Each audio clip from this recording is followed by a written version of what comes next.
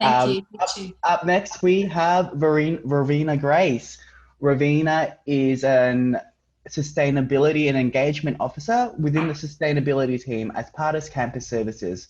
Their primary aim is to expand on the University of Melbourne's position as a leader in campus sustainability, raise awareness of sustainability, and inspire environmental stewardship amongst individuals. Welcome, Raveena.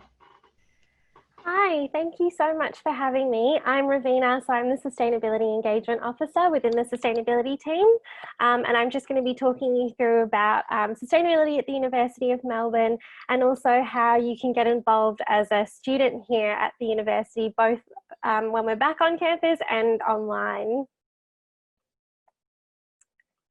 So what actually is sustainability? So sustainability, a lot of people do think it's focused on solely environmental sustainability, but our team looks at social justices and health and wellbeing, as well as financial viability, as well as the environmental side.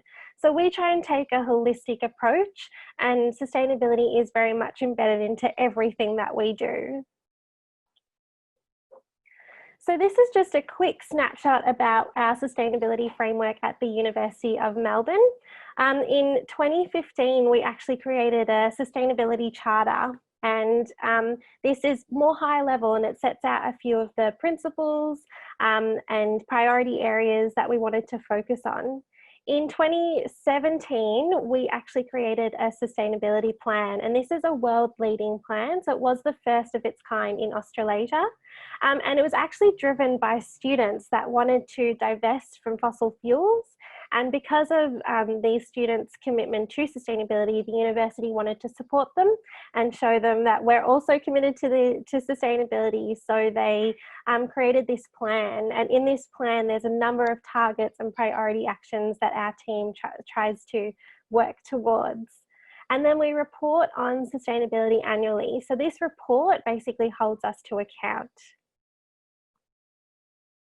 So what does the plan actually look like? It has 41 targets across 6 key areas: research, teaching and learning, engagement, operations, investments, and governance. So my team does sit within the operations and engagement sphere, but as I was mentioning before, sustainability is holistic. So we try and embed sustainability into all of these different areas. So our team focuses on the operations of sustainability. So these are the 6 key areas that we work with: water, waste, biodiversity, energy, engagement, and transport. And we do look at different projects within those areas, and we try and implement sustainability measures across all of our campuses. So it's not just Parkville, it's also South Bank, Abbotsford, Burnley, and Dookie and Creswick. So I'm just going to take you through quickly 2 of the areas that I mentioned before. The first one is energy, because this is such a hot topic at the moment. Energy and waste are probably the 2 biggest issues we're facing. So this is just a little bit of a snapshot about what we're doing at the university to achieve being carbon neutral before 2030. So that's one of our priorities in our sustainability plan. And to do this, we've actually achieved to be 0 net emissions from electricity by the end of 2020, which means that we're offsetting all of our emissions through signing agreements with wind farms. We've also implemented 7,000 solar panels across 21 buildings. So this is an amazing effort. And we've just been given a grant from the government to be able to implement smart campus energy upgrades across the university. So this includes energy efficient lighting, heating, ventilation and cooling, and we're also trying to make all of the buildings that we have that are existing on campus more sustainable. So the next area is waste. So in our sustainability plan, our target is to reduce waste to landfill to 20 kilograms per person by 2020. And the way that we've done this is at the University of Melbourne in Union House. When you go back onto campus, you'll actually see a Choose to Reuse plate program. This basically means that you can use reusable cutlery and crockery to pick up food from any participating vendor, and you don't have to use disposables. We also do all the washing and the cleaning. You just have to use the service for us. We've also got a choose to reuse event service. So if you are part of a society or a club that runs quite a few events when you're back onto campus and you want to use reusables, do get in contact with us.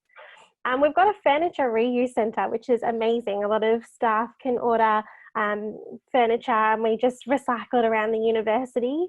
We've also got clear bin signage. So it's really important that when you are back onto campus, you look at the bin signage that are displayed on all the bins, inside bins and outdoor bins.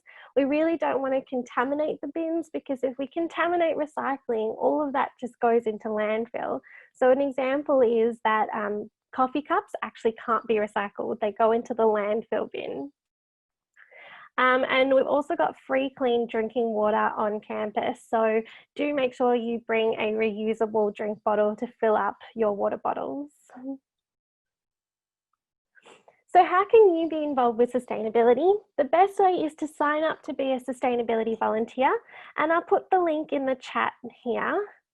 So if you follow that link and you sign up to be a sustainability volunteer, you'll basically just get notified of any volunteer opportunities that we have available. And we have opportunities online as well as when we're back onto campus.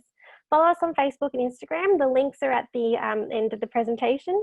Engage with us by emailing us. So if you have any ideas or questions, please let us know. We really want to make sure that students' voices are heard and that we're implementing what you want to see at the university. And if you're part of a club or society, influence your communities to be more sustainable. So these are just a few top tips to being sustainable at home. The first is to wear a reusable mask. We're actually hosting a reusable mask workshop today at 2 p.m. So if you did want to sign up to that, you can go onto our website, and our website link is just down the bottom of that slide, sustainablecampus.unimel.edu.au. Make sure you bin it right. So look at your council's guidelines so that you're not contaminating the bins. Ride a bike, layer up before you switch on. So wear jumpers before you turn on the heater. Eat all your leftovers. So food waste actually contributes to producing greenhouse gas emissions. So if you can either eat all your leftovers or buy less food or have a compost bin, or come up with recipes where you can use leftovers to make more food, that's the best way to do it. Buy local, so support your local grocery stores. Reduce your plastic where you can, so try and ask for plastic-free deliveries even. Swap your lights to LED. You may not think that this is a big step, but it actually reduces a lot of emissions, and every little action counts. And choose a cafe that actually accepts reusables. So there is no evidence currently to say that reusable coffee cups are less safe than disposable coffee cups. So just ask your local cafes if they can accept your peak cup.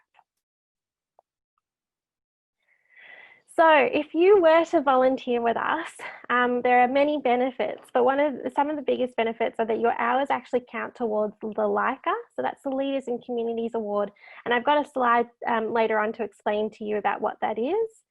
You can also score a reference for your resume from our team. You become an advocate for sustainability. You gain skills in promotion, education, engagement, auditing, leadership. You learn more about sustainability at the University of Melbourne. You meet like-minded staff and students on campus. So we're all about fostering a staff-student collaboration. I actually started off as a volunteer when I was a student, and now I'm working with the sustainability team. And you make a real difference by directly influencing staff and students to be more sustainable. These are just some of the opportunities that we offer when we're back onto campus as well as online. So people can actually guide tours like sustainability tours and biodiversity tours when we're back on campus. You can conduct surveys and find out what the general university community wants to know. We're currently in the next iteration of creating, we're in the next phase of creating our next sustainability plan, so from 2021 to 2025, and we really want your voices to be heard. So we'll be reaching out to our students to ask, and our staff to ask what exactly you want to see in that plan. You can be a waste educator and let people know about what goes in the correct bins, promote the Choose to Reuse program at Union House, and you just can help us with general engagement for events. So Green Impact is also another way that you can get involved. I actually run the Green Impact program at the University of Melbourne, and it's basically a behaviour change and engagement program where staff at the university, they form teams and they implement green-based actions from a toolkit that we've created for them. We then bring in students to help these staff to implement these green-based actions. And this is all adaptable to be done from home as well. So you can also be working with a team whilst you're from home and remotely. So a couple of different opportunities within Green Impact for students is that you can become a project assistant. So that's where you'll be assigned to a staff team for the duration of the Green Impact program. So it's a couple of months, and you'll help them undertake green-based tasks. Again, these can be done from home, and these might be like putting pot plants in your home or setting up a compost bin or educating your family and your housemates about how to be more sustainable. You can also be a student auditor. So at the end of the program, we check that teams have done what they've said that they were going to do. So you can help us basically do some online auditing. Or if you have a space of influence when you're back onto campus, you can actually sign up a team right now. So I mentioned the Leaders in Community Award before. The Leaders in Community Award basically recognises and rewards your volunteering efforts throughout the duration of your degree. So you have the whole of your degree to complete it. And once you've completed it, it actually does go on your university transcript when you graduate. It's a great program, and any volunteering that you do for sustainability automatically counts towards the Leaders in Community Award. So we also have a sustainability and waste quiz, and you can find both of those quizzes following that link just below. If you wanted to do those short little quizzes right now, just take a screenshot of the fact that you've done both of them, and then when you're back onto campus, you can go to stop one and show them that you've done both of the quizzes. You should get an email confirmation once you've done both of the quizzes, and they are really quick. They're only about maybe 15 minutes each. And you'll automatically receive a free reusable drink bottle that's Unimel branded. So do keep that in mind. Awesome, so thank you for being part of sustainability. The next slide is actually a list of resources. So I would recommend screenshotting this slide, and also the GSA have got these slides, so I'm happy for them to be sent out. But yeah, this is just a list of our resources, signing up to be a sustainability volunteer. Our Facebook and Instagram social media handles, do follow us so that you can keep up to date about all the things that we're doing and how you can get involved. If you have any questions at all, please don't hesitate to email us. Our website is sustainablecampus.unimel.edu.au. I've got a link to Leica there as well. And we've also got a sustainability video. So if you wanted to watch what that video is, there's a link for that as well. So thank you so much for having me. Thanks, Raveena. That was an amazing little workshop that you did for us on sustainability. I learned a lot from that workshop. I didn't realize coffee cups were not recyclable after you use them, and I thought I was being safe by not using a keep cup, because I think that was the guidance, is to not use keep cups anymore. Yeah. So that was a really great sort of workshop from you. Can I ask a question about, since we're all at home now, could you give one tip on how we can use less